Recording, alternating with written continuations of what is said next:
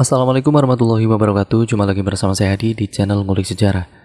Pada video kali ini saya akan kembali lagi membacakan suatu kisah misteri yang kali ini masih tetap berjudul Pengantin Sumur Sarang Setan part yang kedua, sekaligus menjadi part yang terakhir dari keseluruhan alur ceritanya. Cerita kali ini merupakan kelanjutan dari part yang sebelumnya, jadi untuk kalian yang belum menontonnya, saya sarankan untuk menontonnya terlebih dahulu agar kalian paham dan juga mengerti dan juga mengikuti seluruh alur ceritanya dari awal sampai akhir. Cerita kali ini masih tetap ditulis oleh Manavila. Nah, daripada kita penasaran bagaimana kelanjutan ceritanya, mari kita langsung saja menuju ke kelanjutan ceritanya. Perhatikan baik-baik karena ceritanya akan segera saya mulai.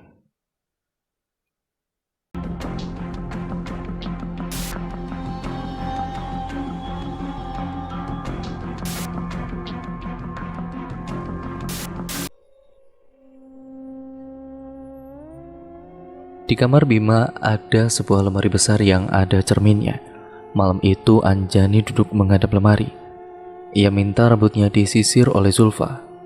Seharian bersama Zulfa, Anjani tidak banyak bicara. Dia terkesan selalu murung dengan wajahnya yang amat pucat.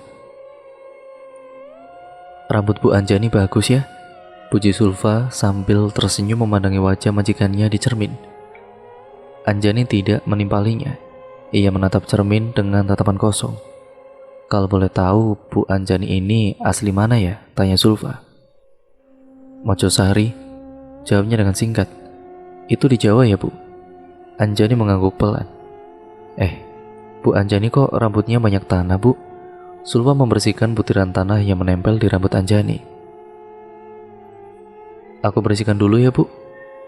Ia meniup butiran tanah yang menempel di sela-sela rambut Anjani. Tidak lama berselang terdengar suara seseorang mengetuk pintu. "Bu, ada yang ngetokin pintu. Zulfa cek dulu ya, Bu." Zulfa pun beranjak dari kamar Bima. Setelah ditelusuri, ternyata suara itu bersumber dari kamar tempat Anjani dikuburkan. Zulfa ingin sekali memeriksa kamar itu, tapi ia tidak diizinkan masuk oleh Bima. "Halo, ada orang di dalam?" tanya Zulfa. Tidak ada jawaban sama sekali, tapi suara ketukan pintu masih saja terdengar. Kemudian pintu itu terbuka sedikit. Suara deritnya terdengar nyaring sekali. Zulfa mundur 3 langkah. Ia menjauh dari pintu itu. Apapun yang terjadi, ia tidak akan masuk ke dalam kamar tersebut. "Kamu siapa?" tanya Zulfa tanpa melihat seseorang pun yang muncul dari kamar itu. Zulfa yakin masih ada seseorang yang menghuni rumah ini. "Kanti," jawab seorang perempuan dari balik pintu kamar. Suara itu terdengar parau seperti orang yang sedang sakit. Menjelang maghrib, Bima sudah sampai di Mojosari. Ia memperlambat laju mobilnya. Ia heran karena kampung Mojosari sangat sepi. Kampung itu seperti ditinggalkan warganya. Kabut tebal menghalangi laju mobil Bima. Ia berusaha untuk menemukan seseorang di kampung itu, tapi yang dia lihat hanya kawanan anjing melintas di depan mobilnya. Setibanya di depan rumah Anjani, Bima keluar dari mobil. Ia harus menggunakan senter untuk menerangi jalannya karena kabut begitu pekat. Bima heran, ada apa dengan kampung Mojosari ini? "Bu," kata Bima sambil mengetuk pintu, tapi tidak ada jawaban dari si pemilik rumah. "Pak," Bima mengetuk kembali pintu itu. Ia lalu menggenggam gagang pintu rumah itu dan ternyata pintunya tidak dikunci. Perlahan Bima masuk sambil terus memanggil orang tua Anjani. Di lantai rumah itu ada genangan air dan daun sirih yang berserakan. Bima memeriksa setiap kamar, tapi ia tidak menemukan siapapun. "Kemana mereka?" gumam Bima. Dia pergi ke halaman belakang rumah sambil berteriak memanggil orang tua Anjani. Di belakang rumah itu, samar-samar cahaya senternya menyoroti seseorang yang sedang duduk bersila membelakangi Bima. Itu seperti lelaki yang sedang bertapa. "Pak," dengan hati-hati Bima mendekati lelaki itu. Semakin dekat wujud lelaki itu semakin jelas. Ia mengenakan baju dan celana panjang warna hitam. Ia juga mengenakan belangkon bermotif batik warna kuning. Kemana perginya warga kampung ya? Tanya Bima. Tapi laki-laki yang duduk sila di hadapannya itu tidak menjawab, bahkan bergerak pun tidak. Bima menyentuh pundak lelaki itu, seketika tubuhnya lunglai dan terjatuh di atas semak-semak. Ternyata ini adalah bapak mertua Bima alias ayah Anjani. Lelaki itu sudah tidak bernyawa, keadaannya sudah sangat mengenaskan. Kedua bola matanya menghilang, ada lubang berukuran setelunjuk jari di bagian lehernya. Melihat kejadian itu, Bima kaget sampai terjungkal, napasnya terengah-engah. Ia bergegas pergi dari sana itu. Dengan panik ia lari menuju rumah Ki Suratman. Bima agak kesulitan mencari jalan, kabut itu membatasi jarak pandangnya. Dengan susah payah akhirnya Bima tiba di rumah Ki Suratman. Rumah itu juga tidak dikunci. Bima menerobos masuk sambil memanggil nama Ki Suratman dengan nada tinggi. Di lantai rumah Ki Suratman juga ada genangan air dan daun-daun sirih yang berserakan. Dengan tergesa-gesa ia membuka pintu kamar Ki Suratman. Di dalam kamar itu ada Ki Suratman yang sedang hikmat melakukan sebuah ritual. Ia duduk sila sambil mengacungkan keris pusakanya ke langit. Kedua matanya terpejam, bibirnya bergetar mengucapkan mantra. Ki, sapa Bima sambil pelan-pelan mendekati Ki Suratman. Bima menyentuh pundak lelaki itu, seketika saja Ki Suratman tersentak kaget. Kanti iblis. Kalimat itu otomatis keluar dari mulut Ki Suratman. Ia panik sambil mengamuk. Untung saja Bima bisa menenangkan Ki Suratman. Tenang Ki, tenang. Ini saya Bima. Bima, ngapain kamu kesini? Tanya Ki Suratman. Saya mau cari ibu mertua saya, Ki. Mereka kemana ya? Ada apa dengan mercusuari ini, Ki? Kenapa bapak mertua saya mati? Tanya Bima bertubi-tubi. Si Kanti, ini semua gara-gara Kanti. Jawab Ki Suratman dengan getir. Selama ini si Kanti juga menerorku, Ki. Kata Bima. Ki Suratman tidak bisa berkata apa-apa lagi. Tatap wajahnya itu benar-benar kosong. Apa warga kampung ini semuanya mati, Ki? Bima masih berusaha mencari tahu tentang Mojosari. Sebagian mati, tapi masih ada yang selamat. Mereka semua sudah mengungsi. Sebelum Bima bertanya kembali, tiba-tiba saja terdengar suara rombongan orang. Mereka menyanyikan lagu berbahasa Jawa. Mereka datang, kata Ki Suratman. Wajahnya sangat cemas. Mereka siapa, Ki? Bima mengerutkan dahi karena penasaran. Ia tengok rombongan orang itu dari balik jendela.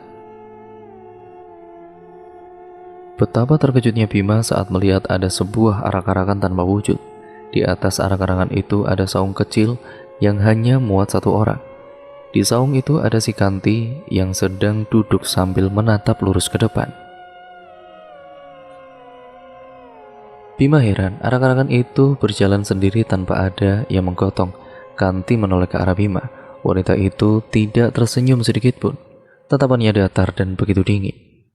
Itu membuat Bima menjauh dari jendela. Jangan dilihat, bisik Ki Suratman. Bima dibawa oleh Ki Suratman menuju kampung tetangga. Warga Mojosari yang masih hidup mengungsi di sana. Kata Ki Suratman, ibu mertua Bima juga ikut mengungsi di kampung tersebut. Aku turut berduka atas kematian istrimu, kata Ki Suratman membuka obrolan sambil berjalan. Ini masih ada hubungannya dengan Mojosari, Ki. Anjani mati dengan cara yang tidak wajar, timbal Bima. Ternyata saat kau menikahi Anjani di gubuk itu, si Kanti sudah bukan manusia lagi. Dia sudah menjadi sekutu dengan setan dan istrimu adalah tumbal kelima. Dengan begitu, Kanti sudah menyempurnakan ilmu hitamnya. Jelas Ki Suratman. Jadi sudah ada pengantin yang meninggal sebelum aku menikahi Anjani? Tanya Bima. Ia menghentikan langkahnya. Iya, sebelum Kanti dibasung, sudah ada 4 pengantin wanita yang mati. Sebelum kau menikahi Anjani, aku sempat menikahkan pasangan janda dan duda di gubuk si Kanti itu. Sampai sekarang mereka masih hidup. Dugaanku, Kanti ini hanya menumbalkan pengantin yang masih perawan saja, kata Ki Suratman. Mereka berdua berjalan kembali melewati jalan setapak. Kalau memang Kanti sudah menyempurnakan ilmu hitamnya, kenapa dia masih menggangguku, Ki? Kalau itu aku tidak tahu, jawab Ki Suratman dengan singkat. Bima tidak menimbali lagi. Ia mengarahkan cahaya senter ke jalan setapak. Setelah pernikahan kalian, Mojosari dilanda penyakit. Penyakit apa, Ki? Bima mengurutkan dahi. Ada benjolan-benjolan di punggung mereka. Semakin lama semakin besar. Setelah itu kembis dan mereka mati satu persatu dengan mengenaskan. Wah, penyakit itu sama persis dengan yang dialami istriku, Ki. Ki Suratman mengangguk. Awalnya kami warga kampung mengobati benjolan itu dengan daun sirih, tapi tetap tidak berhasil. Dokter pun tidak sanggup menyembuhkan penyakit itu. Lanjut Ki Suratman. Ki Suratman menghentikan langkahnya.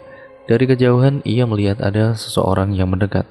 Ia pun menarik tangan Bima, mengajaknya untuk bersembunyi di balik pohon. Dengan hati-hati Ki Suratman dan Bima mengintip dari balik pohon itu. Itu Burhan, salah satu warga kampung Mojosari. Burhan berjalan sempoyongan sambil menggapai-gapai benjolan di punggungnya. Ia meringis kesakitan lalu jatuh tersungkur. Bima yang hendak menolong lelaki itu, tapi Ki Suratman menahannya. Jangan, kau lihat itu. Ki Suratman menunjuk ke pohon yang menjadi sandaran Burhan. Dari atas pohon perlahan merayap sosok wanita berjubah hitam. Kukunya juga hitam dan panjang. Ia mendekati Burhan yang sedang kesakitan di bawah pohon. Sosok wanita itu melilit leher Burhan dengan rambutnya yang panjang. Ia kemudian menarik tubuh lelaki itu ke atas pohon. Wanita itu mencongkel kedua mata Burhan dengan kukunya yang hitam dan panjang. Burhan berteriak kesakitan. Sesaat kemudian suara Burhan tidak terdengar lagi. Lehernya ditusuk menggunakan kuku oleh wanita itu. Setelah Burhan mati, tubuhnya dijatuhkan begitu saja dari atas pohon. Ayo kita pergi dari sini, ajak Ki Suratman. Bima tiba di kampung tetangga. Ternyata para pengungsi dari Mojosari tidak tinggal di rumah warga, melainkan dibuatkan tenda dari terpal. Warga kampung di sana awalnya takut kedatangan pengungsi dari Mojosari. Mereka takut penyakit itu menular. Namun, setelah berunding, akhirnya pengungsi Mojosari dibuatkan tenda yang letaknya jauh dari pemukiman warga. Tenda pengungsi itu bersebelahan dengan pemakaman umum. Tidak butuh waktu yang lama bagi Bima untuk menemukan ibu mertuanya. Rusmanah, ibu Anjani, saat itu sedang duduk di atas kursi plastik di luar tenda. Ia mendongak ke langit yang mulai gelap. Rusmanah menoleh. Seketika saja ia menangis dan menubruk Bima untuk memeluknya. Sambil terseduh, Rusmanah lalu menceritakan kembali apa yang terjadi di Mojosari, juga tentang suaminya yang mati di kampung itu. Ibu sendiri baik-baik saja kan? Tanya Bima dengan wajah khawatir. Di sini sakit. Rusmanah menggapai punggungnya menunjuk titik yang ia rasakan sakit itu. Bima meraba punggung ibu mertuanya. Ternyata ada sebuah benjolan persis dengan yang dialami Anjani. Bima mengembuskan napas berat. Ia tertunduk lesu. Bima tidak tahu apa yang harus dia lakukan untuk menyelamatkan ibu mertuanya itu. Ketika Bima masuk ke dalam tenda, ia melihat keadaannya sangat memprihatinkan. Ada yang sedang mengobati keluarganya dengan daun sirih. Ada juga yang berteriak kesakitan sambil menggapai-gapai punggungnya. Bima juga menyaksikan seorang kakek yang ditangisi keluarganya. Kakek itu sudah tidak bernyawa. Tampaknya dia baru saja mengembuskan napas terakhirnya beberapa menit yang lalu. Sementara Ki Suratman membantu keluarga itu untuk mengurus jenazahnya. Di tengah malam Bima tidak bisa tidur. Ia duduk termangu di luar tenda. Pikirannya kemana-mana. Ia tidak menyangka kalau hidupnya akan dihadapkan dengan situasi kalut seperti ini. Terlintas dalam benak Bima, ia harus kembali ke Mojosari seperti apa yang diminta mendiang istrinya. Maka malam itu juga ia berangkat ke Mojosari seorang diri. Bima menyusuri jalan setapak melewati pepohonan besar. Ia hanya membawa sebuah senter sebagai penerangan. Setibanya di Mojosari, dia masuk ke rumah Ki Suratman. Rumah itu cukup besar. Selain menjadi tertua di Mojosari, Ki Suratman memang orang yang paling kaya di kampung itu. Bima menyusuri kamar demi kamar. Tidak ada yang aneh di rumah itu. Bima tidak menemukan petunjuk apapun. Namun, saat Bima hendak keluar dari rumah, kakinya menginjak keramik yang berderit. Keramik itu seperti tidak disemen. Itu berbeda dengan keramik lainnya yang kokoh menyatu dengan tanah. Bima penasaran, ia lalu bongkar keramik itu, lalu menggali tanahnya. Siapa tahu, dia menemukan sesuatu di dalam sana. Di kedalaman 100 cm, Bima menemukan kotak kecil yang terbuat dari kayu jati. Ia segera membukanya. Di dalam kotak itu terdapat seikat rambut, satu gigi taring, dan sebuah foto hitam putih. Bima terkejut melihat foto itu, meski telah usang, ia jelas mengetahuinya. Itu adalah foto pernikahan Ki Suratman dengan seorang wanita yang wajahnya tidak asing lagi bagi Bima. Ya, wanita itu yang berada di foto itu adalah foto si Kanti. Sesaat kemudian di luar rumah terdengar ringik kuda. Buru-buru Bima memasukkan kembali kotak tersebut ke dalam tanah lalu menguburnya. Ia menutup kembali permukaan tanah menggunakan sekeping keramik. Kemudian Bima mendekat ke jendela sambil menunduk. Dengan hati-hati, ia mengintip dari balik jendela. Di luar sana ada Ki Suratman menunggangi kuda. Lelaki itu menghampiri Kanti dan berdiri di hadapannya. Kedua kaki Kanti masih dalam keadaan dipasung. Ki Suratman turun dari punggung kuda, mereka berdua sempat mengobrol, tapi Bima tidak dapat mendengar obrolannya. Ki Suratman kemudian merogoh kunci dari saku jas hitamnya. Ia membuka balok kayu yang memasung kedua kaki Kanti. Kanti sempat menoleh ke arah Bima. Menyadari hal itu, Bima refleks menunduk dan ketika Bima mencoba mengintip lagi, Ki Suratman dan Kanti sudah menghilang entah kemana. Setelah itu Bima merasakan sesuatu yang bergerak-gerak di punggungnya. Ia panik, Bima langsung membuka bajunya lalu masuk ke dalam kamar Ki Suratman. Di dalam kamar itu ada sebuah lemari tua yang di bagian pintunya terdapat cermin besar. Bima berdiri membelakangi cermin untuk memastikan ada apa di punggungnya. Bima melihat benjolan misterius tumbuh di punggungnya. Benjolan itu bergerak seperti makhluk hidup. Semakin lama, ia semakin merasa ngilu dan sakit. Bima merasa ada yang sedang menggerogoti dagingnya. Sementara itu, di rumah Bima, Kanti, aku, Sulfa, asisten rumah tangga baru di rumah ini. Kalau butuh bantuan, tinggal panggil aku ya, kata Sulfa dari balik pintu. Ia lalu menempelkan telinganya di pintu agar bisa mendengar dengan jelas jawaban dari Kanti. Masuk. Lirih terdengar suara Kanti dari dalam kamar. Bisa kamu aja yang keluar dari kamar, soalnya aku nggak dibolehin masuk sama Pak Bima. Tanpa ada jawaban lagi, pintu perlahan terbuka kembali, kali ini lebih lebar.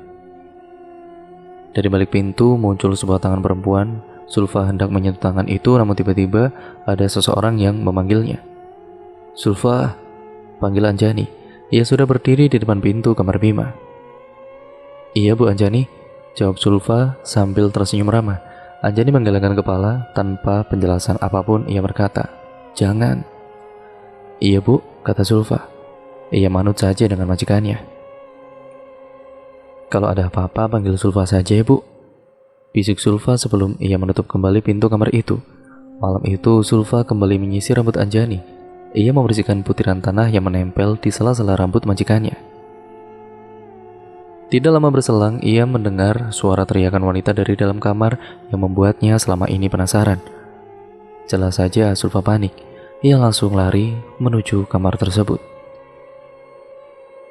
Pintu kamarnya sudah terbuka lebar. Sulfa terkejut dengan apa yang ia lihat di dalam kamar itu. Ada sebuah makam dan seorang wanita berjubah hitam yang merayap di dinding. Sulfa masih mematung di depan kamar itu, kedua kakinya mendadak susah digerakkan.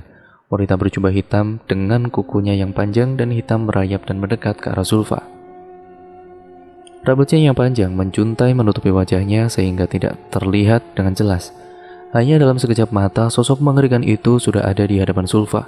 Entah apa yang terjadi, lidah Sulfa seketika keluh. Ia tidak bisa mengucapkan sepatah kata apapun. Wajahnya pun berkeringat dingin, ingin sekali ia lari dan meminta tolong, tapi sekujur tubuhnya seakan membantu. Ia sulit sekali digerakkan. Sulfa lalu dicekik, tubuhnya ditarik masuk ke dalam kamar. Pintu seketika tertutup dengan sendirinya. "Jangan!" Dari kejauhan Anjani berteriak saat melihat Sulfa dibawa oleh makhluk itu. Anjani menangis lantaran tidak bisa berbuat apa-apa. Jauh sebelum Mojosari kena kutukan, kampung itu sebenarnya tempat yang nyaman dan tentram. Setiap tahunnya selalu ada pernikahan yang digelar di kampung itu. Semuanya baik-baik saja, tidak ada mitos sinting yang mengatakan kalau pernikahan adalah sebuah kesialan. Tapi itu dulu, ketika kampung itu dipimpin oleh Ki Abidin. Ia adalah tetua kampung sebelum Ki Suratman. Saat itu Ki Abidin adalah orang terkaya di Mojosari. Lain halnya dengan Ki Suratman. Dulu ia itu adalah orang miskin yang bekerja sebagai kuli cangkul di sawahnya Ki Abidin. Ki Suratman menikahi Kanti, seorang gadis Mojosari. Mereka berdua tinggal di gubuk reot yang terletak di tengah-tengah persawahan milik Ki Abidin. Setiap harinya, kerjaan Ki Suratman dan Kanti mengurus sawah majikannya. Mereka sangat patuh kepada Ki Abidin. Selain mengurus sawah, Ki Suratman juga dipekerjakan untuk menjaga kambing Ki Abidin. Ada 5 ekor kambing yang diurus Ki Suratman. Setiap sore ia mencari rumput untuk memberi makan kambing-kambing itu. Semua berjalan baik-baik saja, hingga pada suatu hari Ki Suratman tertimpa masalah. 1 ekor kambing yang ia urus tiba-tiba mati, sedangkan itu adalah kambing kesayangannya Ki Abidin. Kejadian itu membuat Ki Abidin marah besar. Ki Suratman dimaki-maki. Kanti juga tidak luput dari amarah Ki Abidin. Padahal kematian kambing itu bukan kesalahan Ki Suratman, sebab ia sudah mengurusnya dengan baik. Kematian kambing itu murni disebabkan oleh penyakit. "Bangsat kau Suratman, kau apakan kambingku itu Sumpah Ki, aku sudah mengurusnya dengan benar.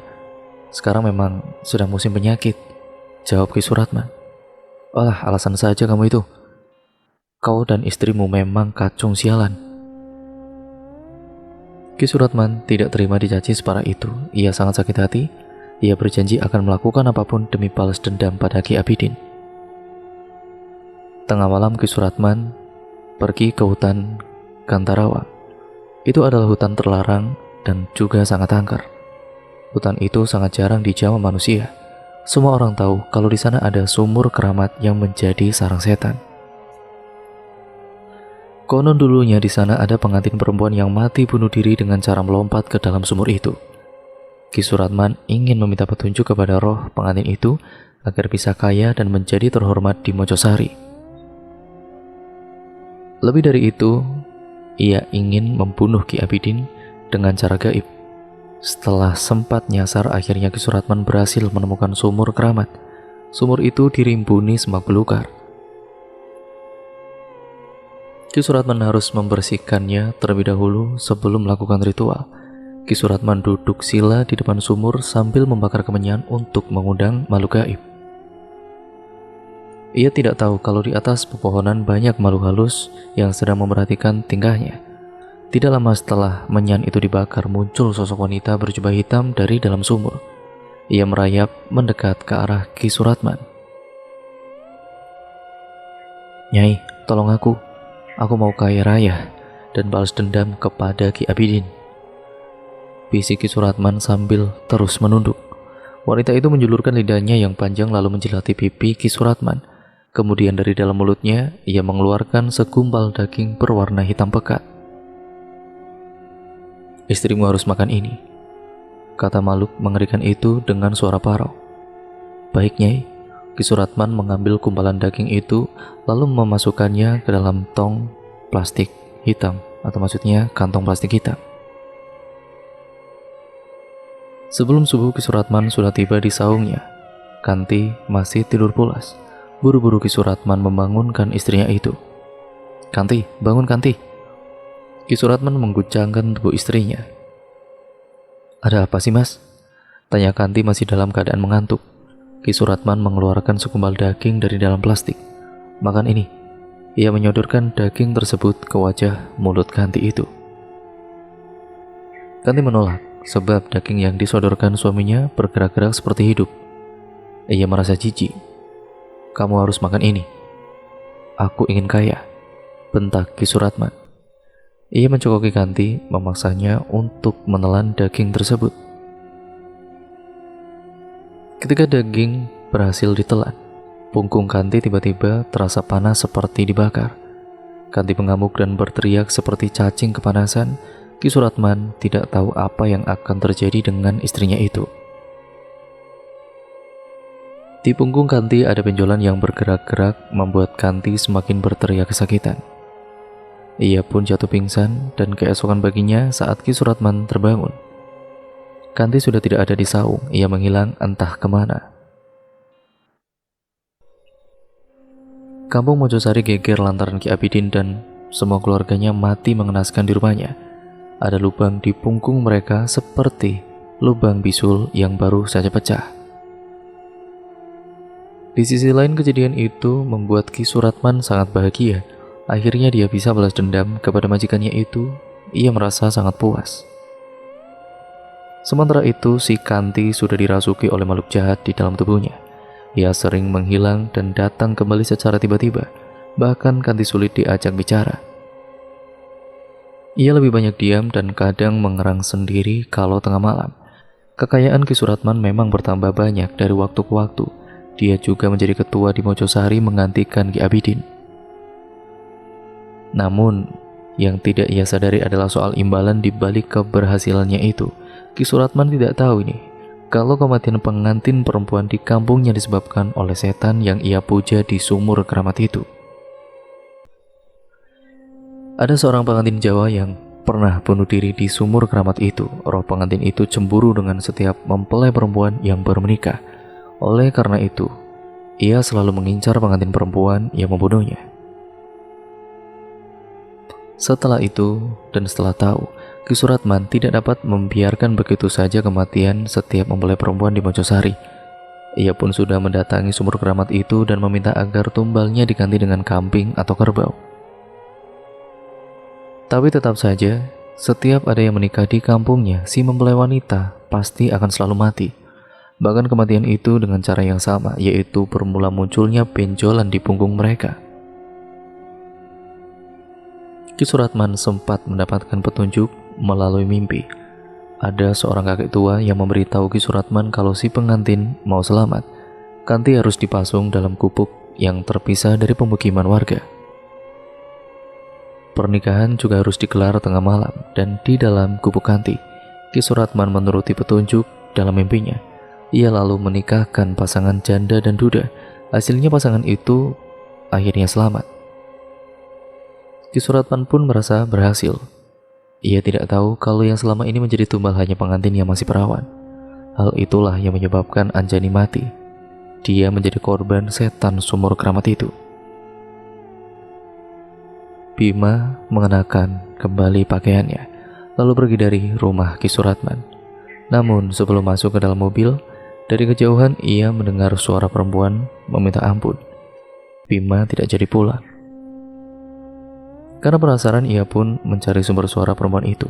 Setelah ditelusuri, ia melihat Ki Suratman sedang menyeret paksa seorang perempuan tua. Perempuan itu tidak lain adalah Mbok Hapsah, pembantu Ki Suratman. "Aku tahu apa yang telah kamu lakukan, Bu," teriak Ki Suratman sembari menyeret paksa Mbok Hapsah menuju sumur keramat. "Ampun Ki, ampun." Bima terus mengikuti mereka dari belakang. Sesekali ia bersembunyi di balik pepohonan agar tidak ketahuan Ki Suratman. Setibanya tiba di sumur keramat itu, Ki Suratman mendorong Mbok Hapsah hingga tersungkur di depan sumur. Warga kampung kena penyakit ternyata gara-gara Mbok Hapsah. "Ngapain Mbok di sumur keramat ini ya?" Ki Suratman memarahi pembantunya itu. Ada garam yang ditaburkan di sekeliling sumur itu. Ia tahu kalau selama ini Ki Suratman melakukan pemujaan setan yang membuat warga Mojosari menderita. Tapi yang dilakukan Mbok Hapsah malah berakibat fatal. Setan penghuni sumur itu marah besar sekali kepada kampung itu, sehingga wabah penyakit menyerang warga Mojosari. "Kau harus menghentikan kutukan itu, Ki. Kasihan warga kita," kata Mbok Hapsah. "Aku emang salah, Mbok. Tapi aku lagi cari jalan keluarnya biar warga kita selamat. Dan sekarang Mbok Hafsah malah mengacaukannya. Pantas saja warga kita kena penyakit. Ini sumber keramat, Mbok. Sarangnya setan. Bima menguping percakapan mereka. Ia tidak menyangka kalau dalang dari semua ini adalah Ki Suratman, orang yang justru sangat Bima percaya omongannya. Kau harus mati, Mbok. Ki Suratman menarik lengan Mbok Hafsah. Lelaki itu akan menjerumuskannya, yaitu pembantunya itu, ke dalam sumur. Jangan, Ki, teriak Bima. Ia lari menghampiri Ki Suratman. Bangsat kau, jangan ikut campur dengan urusan kampung kami, bentak Ki Suratman sambil mengeluarkan keris yang ia ikatkan di pinggang. Keris itu dihujamkan ke arah perut Bima. Untungnya Bima masih bisa menghindar. Ia kemudian menghantam perut Ki Suratman dengan dengkulnya. Itu membuat lelaki tua itu terjungkal. Rupanya Ki Suratman tidak mudah menyerah. Ia bangkit kembali lalu menebaskan kerisnya. Kali ini ia mengarahkan pusakanya ke leher Bima, namun lagi-lagi Bima mampu menepisnya. Keris itu lepas dari genggaman Ki Suratman. Dengan cepat Bima meraih keris itu lalu menancapkannya di leher Ki Suratman. Ia terkapar dan mengembuskan napas di tempat, di samping sumur keramat itu. Bima segera membawa Mbok Hafsah keluar dari hutan. Mereka berdua sudah tiba di Mojosari, lalu Mbok Hafsah mengajak Bima untuk masuk ke rumah Ki Suratman. Dari dulu Mbok sudah tahu kalau Ki Suratman itu jahat, kata Mbok Hafsah. Tapi kenapa Ki Suratman tega berbuat seperti itu, Mbok? Dia itu sakit hati pada Ki Abidin yang tidak lain adalah majikannya dulu. Mbok Hafsah membuka sekeping keramik lalu mengambil kotak yang pernah Bima temukan. Ini gigi taring dan rambutku. Sengaja aku tanam di rumah ini sebagai salah satu ritual untuk menghancurkan kutukan kampung Mojosari. Kusertakan juga foto pernikahan Ki Suratman dengan Kanti biar mereka ikut binasa. Tapi ternyata ritualku malah berakibat fatal. Jelas Mbok Hafsah. Mbok tenang saja, sekarang Ki Suratman sudah mati. Moga warga kampung bisa selamat. Malam itu juga Bima mengantarkan Mbok Hafsah ke pengungsian karena hari sudah semakin malam. Keesokan paginya, semua orang yang ada di pengungsian itu sembuh dari penyakit aneh yang beberapa hari itu melanda mereka semua. Warga Mojosari pun kembali ke rumah mereka masing-masing. Sementara Bima harus pamit karena dia khawatir pada asisten rumah tangganya. Setibanya di rumah, Bima heran karena gerbang tidak dikunci. Bukan hanya gerbang saja, tapi pintu rumah juga tidak terkunci. Segera Bima masuk ke dalam kamar tempat Anjani dikubur. Bima terkejut melihat Zulfa terkapar tidak sadarkan diri di samping makam Anjani. Bima panik dan langsung membopong Zulfa. Wanita itu masih hidup. Bima membawanya ke rumah sakit. Bima menduga kalau rumahnya itu dirampok. Namun dugaannya itu salah karena setelah dicek kembali tidak ada barang yang hilang di rumah Bima. 2 hari berlalu, Zulfa belum juga siuman. Wajahnya pucat, kelopak matanya menghitam. Pihak yayasan sudah menjenguk Zulfa. Mereka bilang kepada Bima kalau pihak yayasan akan bertanggung jawab atas kejadian ini. Namun Bima tidak mau lepas tangan begitu saja. Dia harus memastikan kalau Zulfa baik-baik saja. Tengah malam hujan mengguyur kota metropolitan. Bima tidur di samping ranjang Zulfa. Wanita itu masih tidak sadarkan diri. Pergelangan tangannya diinfus, dadanya turun naik menandakan dia masih hidup. Sesaat kemudian tubuh Zulfa bergetar, matanya melotot seperti melihat sesuatu yang mengerikan melayang di atas kepalanya. Bima terbangun dan langsung memanggil dokter. 2 perawat dan 1 dokter masuk ke dalam ruangan itu. Mereka sibuk memeriksa kondisi Zulfa. Di saat seperti itu muncul rangkaian kejadian yang dilihat Zulfa. Ia melihat seorang perempuan mengenakan baju pengantin berjalan sempoyongan menuju hutan Gantarawang. Perempuan itu juga sedang hamil besar. Dia menangis sambil memegangi perutnya yang terasa sakit. Setibanya di sumur keramat, ia duduk bersandar pada dinding sumur sambil tidak berhenti menangis. Air matanya menyatu dengan make up yang pudar itu, membuat garis hitam di pipi. Wah! Dia mengerang kesakitan, cabang bayi dalam perutnya seperti memaksa ingin keluar. Di tengah hutan itu, ia melahirkan bayi perempuan. Bayi yang masih ada tali ari-arinya itu ia letakkan begitu saja di pinggir sumur, seolah-olah dia tidak pernah mengharapkan bayinya terlahir di dunia. Tanpa memperdulikan bayinya yang menangis, wanita itu naik ke atas tembok sumur lalu loncat ke dalam sumur itu. Dia tenggelam dan mati mengambang di dalam sumur tersebut. Bu Absah yang masih terlihat muda menghampiri bayi itu dan membawanya pergi dari sumur keramat. "Tenang, kamu selamat nak, aku akan merawatmu." Semenjak saat itu, bayi yang ia adopsi diberi nama Zulfa. Nah, wanita yang bunuh diri itu bernama Sumarni. Acara pernikahannya diamuk warga lantaran dia melakukan persinahan sebelum menikah. Saat itu suaminya diarak dan dipermalukan keliling kampung. Sementara Sumarni berhasil kabur ke hutan Kantarawang. Tubuh Zulfa kembali tenang, perlahan matanya juga terpejam. Seorang perawat mengganti cairan infusnya, sedangkan dokter sibuk memberitahu Bima kalau Zulfa baik-baik saja.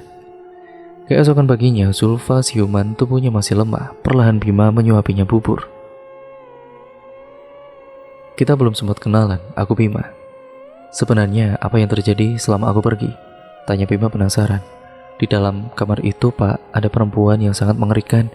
Aku seperti dibekap dan setelah itu aku tidak sadarkan diri," jawab Zulfa dengan suaranya yang pelan. Bima mengembuskan napas berat.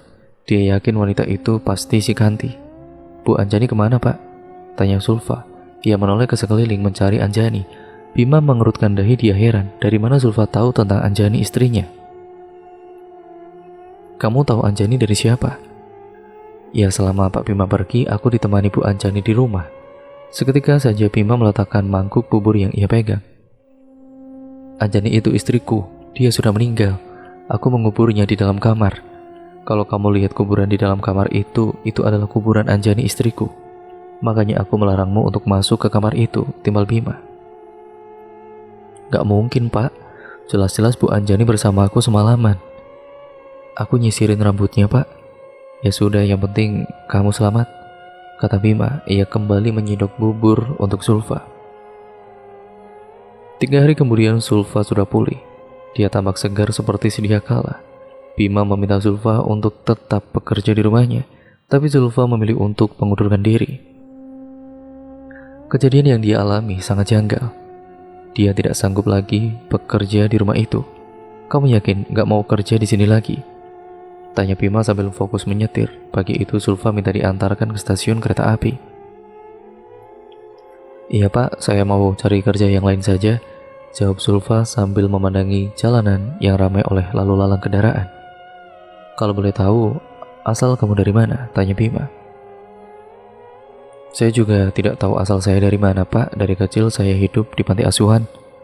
Sampai sekarang saya nggak tahu siapa orang tua saya dan dari mana asal saya. Tapi saya cukup beruntung punya orang-orang baik di panti asuhan." Bima mengangguk-ngangguk. "Terus ini kamu mau kemana?" tanya Bima. Tiba-tiba suara besar dan serak keluar dari mulut Zulfa. "Mojosari." Jelas itu bukan suara aslinya Zulfa. Bima terkejut. Mendadak dia menginjak rem mobil membuat Zulfa tersentak. "Kenapa Pak?" tanya Zulfa panik. Napas Bima terengah-engah, keringat membasahi dahinya. "Tadi kamu bilang Mojosari." Bima menatap Zulfa yang duduk di sampingnya. "Mojosari? Enggak Pak. Saya tadi bilang mau ke rumah teman saya." Zulfa menggelengkan kepala. Bima menelan ludahnya sendiri. Dia menarik napas, mencoba untuk tenang. Klakson ramai berbunyi di belakang mobil Bima. Para pengemudi lain geram karena Bima mengerem mendadak. Segera Bima menyalakan kembali mesin mobilnya yang sempat mati. Mobil itu melaju kembali dengan kecepatan stabil. Setibanya di stasiun, Zulfa ini turun dari mobil Bima. Ia berterima kasih atas kebaikan Bima selama ini. Bima memberinya uang tambahan dan juga sebuah handphone.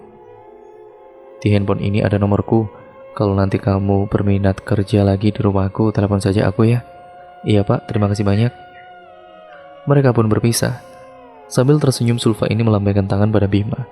Berat rasanya Bima melepas Zulfa.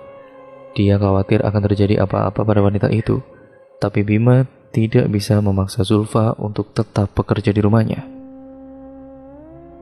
Sesaat sebelum pergi dari stasiun, Bima melirik kaca spion mobilnya. Dari pantulan kaca itu, ia melihat Zulfa berdiri di pinggir jalan sambil terus memperhatikan mobil Bima. Di samping Zulfa, Bima melihat sosok perempuan berambut panjang dengan pakaian hitam.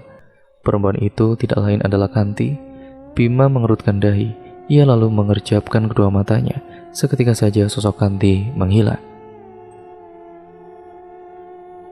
Dan cerita pun akhirnya selesai sampai di sini ya teman-teman. Terima kasih untuk kalian semua yang sudah menyimak video kali ini dan cerita kali ini. Nah, bagaimana menurut kalian kisah ini? Kalian bisa komen di kolom komentar di bawah. Jangan lupa tetap terus support channel ini ya teman-teman, dengan cara kalian subscribe channel ini dan nyalakan tombol lonceng notifikasinya agar kalian tidak ketinggalan video terbaru selanjutnya dari channel ini. Banyak pembelajaran yang dapat kita ambil tentunya dari kisah ini. Semoga kita bisa mengambil hikmahnya, sisi positifnya, dan nilai-nilai yang baiknya. Yang buruk ya kita buang jauh-jauh.